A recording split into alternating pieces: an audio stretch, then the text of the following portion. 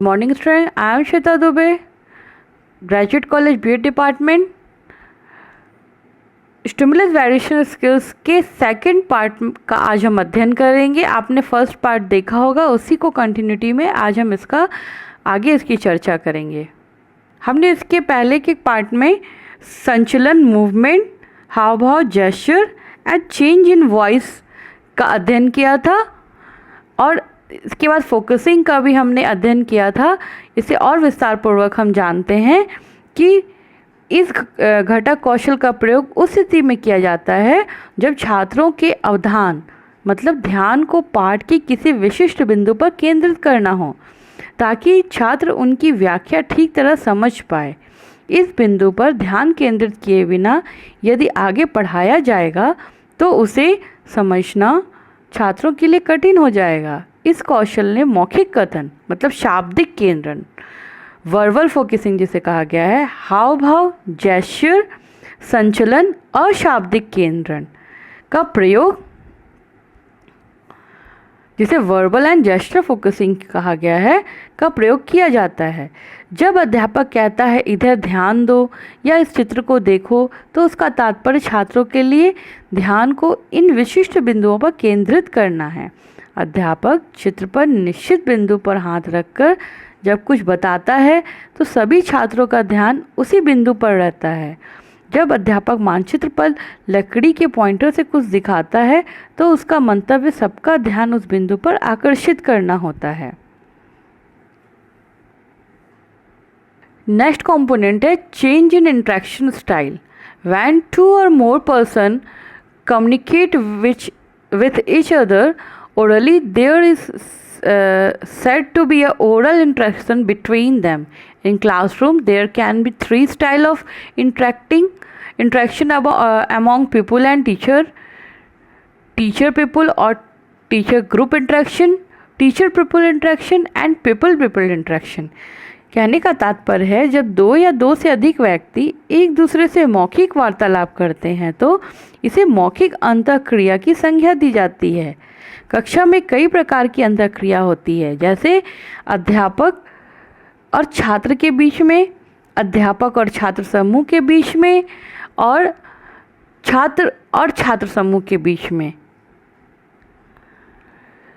छात्र सहभागिता को अंतःक्रिया परिवर्तन से प्रोत्साहन मिलता है और अध्यापक कक्षा में ऐसा वातावरण उत्पन्न करते हैं कि पाठ में सभी का सहयोग प्राप्त हो और अध्यापक का पाठन केवल भाषण और व्याख्यान होकर ही ना रह जाए, मतलब खाली लेक्चर दे दिया उन्होंने इसी से रिलेटेड ना रह जाए, ये फिर टीचर सेंटर्ड हो जाएगा। और स्टूडेंट सेंटर्ड करने के लिए स्टूडेंट टीचर पार्टिसिपेशन और स्टूडेंट पार्टिसिपेशन इम्पॉर्टेंट होता है। छात्र सहभागिता, अध्यापक इस कौशल में प्रवीणता प्राप्त करने पर स्वतः ही अंतःक्रिया परिवर्तन का उपयोग कर अपने अध्यापन को प्रभावशाली बना सकते हैं। पॉजिंग, विराम।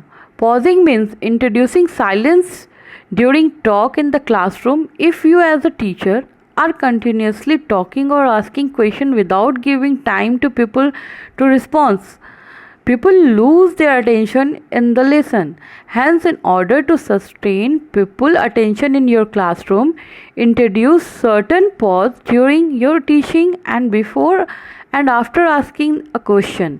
Sometimes you use silence to secure people attention. Suddenly, if the teacher becomes silent during the teaching, it's immediately draw people attention toward teacher and hence toward the lesson.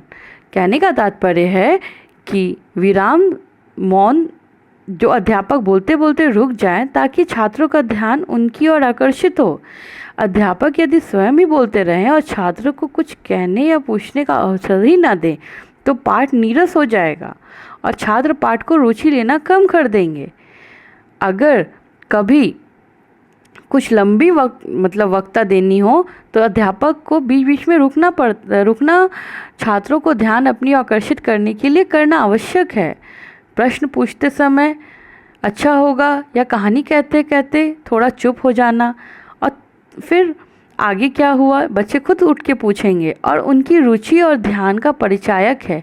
इस प्रकार मौन विराम का प्रयोग ध्यान आकर्षण करने हेतु किया जाता है। The next component is oral visual switch.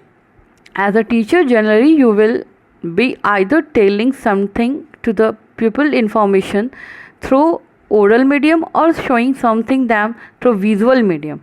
Sometimes you will be doing both.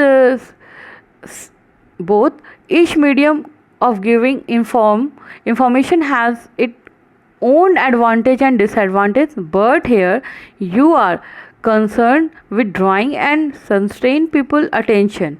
If you are continuously giving information to the people through any one of the media mentions above, oral and visual, there is a likelihood for a people to lose attention in what you are conveying. In impulse that if there is a change in the medium through which you are give information to people, generally people attention will be drawn toward it. Hence such frequent change help you to sustain people attention what you are conveying. पाठ पढ़ाते समय मौखिक दृश्य बदलाव जिसे कहा गया है ओरल विजुअल स्विच अध्यापक को प्रयोग करना चाहिए, कभी चित्र दिखाकर, कभी श्यामपट्ट पर रेखा चित्र बनाकर या लिख कर समझाकर। कभी वह बोलते बोलते मॉडल दिखाने लगते हैं, कभी चित्र दिखाते हैं और विवरण देने लगते हैं। कभी कभी वह बोलता भी है और चित्र का भी प्रयोग साथ साथ करते हैं। इन सभी क्रियाओं को मौखिक दृश्य बदलाव का नाम दिया गया है।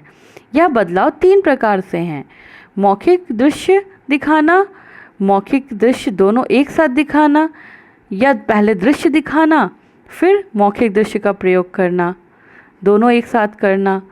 इस प्रकार का बदलाव छात्रों को अध्यापक की आकर्षित रखने में बहुत उपयोगी होता है।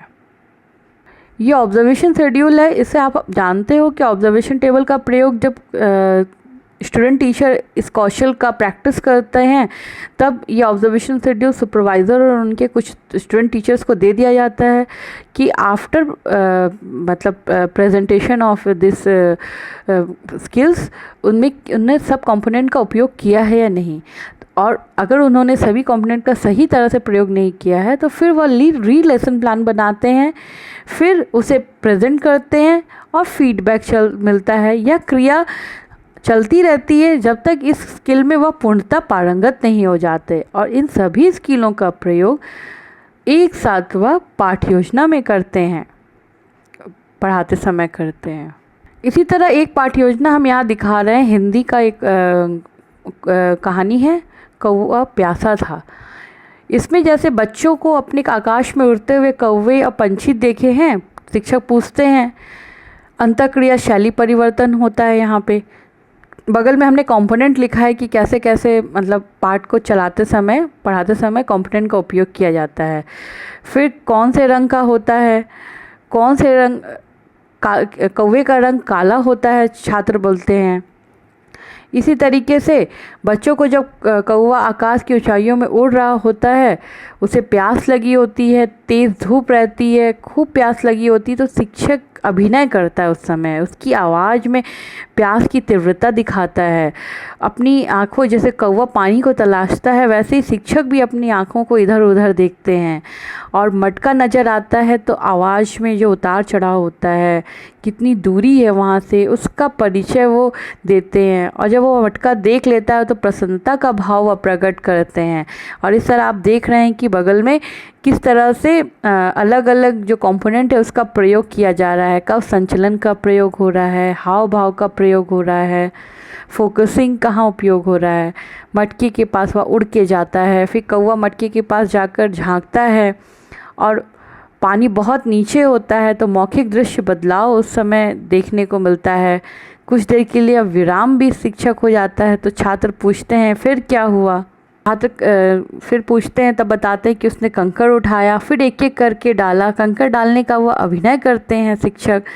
फिर पानी ऊपर आ जाता है, छात्र चित्र के द्वारा उसे बोर्ड में बनाकर दिखाते हैं, हाथों और चेहरों का हाव भाव प्रकट करते हैं और उसकी प्यास बुझ जाती है। इस तरह से इस कहानी को वह पढ़ाते हैं। इसी तरह मैंने एक लेसन प्लान इंग्लिश में भी बनाया है आपकी सुविधा के लिए। Teacher activity, people activity and component. इसी तरह आप भी जब माइक्रो लेसन प्लान बनाएंगे तो स्टिमुलस वेरिएशन स्किल्स आपके जो भी विषय हैं उससे संबंधित करके आप लेसन प्लान बनाएंगे। यह हमने झांसी की रानी की कहानी ली है। I shall you a story, try to be attention. What is the story? Verbal focusing. For what Jhansi is famous? For Rani Lakshmibai, students are said. Yes, I shall tell you the story of the Rani of Jhansi. It is a very interesting. Listen carefully. They become very curious to know. Verbal focusing यहाँ उपयोग किया गया. And she was born in Kashi on the June 16, 1835. Listening carefully, student by and pausing. Do you know she was married Sri Gangadhar Rao, a ruler of Jhansi in 1845? Non-verbal cues to show side pausing. And the Sri Gangadhar Rao died in 1853 and became the queen of Jhansi at a small age of 18 years. फिर change in speech pattern and pausing. इस तरह से कहानी को आगे बढ़ाया जाता है और छात्र को सुनाई जाती है कहानी, और speech pattern, oral visual switching, pausing, इस तरह के कंपोनेंट का उपयोग किया जाता है। आप यहाँ देख सकते हैं, इसे अच्छे से समझ सकते हैं। और जैसे लास्ट में ही fought and last battle in Gwalior on June 17, 1858 where she died fighting, felt sorrow and said by the people. जो स्टूडेंट है उनके द्वारा यह दुख प्रकट करते हैं। And change in speech pattern and gesture शिक्षक के द्वारा प्रयोग किया जाता है। तो इस तरीके से आप किसी कहानी को सुनाते समय या किसी भी विषय को पढ़ाते समय स्टिमुलस वेरिएशन स्किल का उपयोग करना अति आवश्यक है, जिससे शिक्षक अधिगम प्रक्रिया जो होती है वह प्रभावशाली होती है और कक्षा को जीवंत रखा जा सकता है। जो पाठ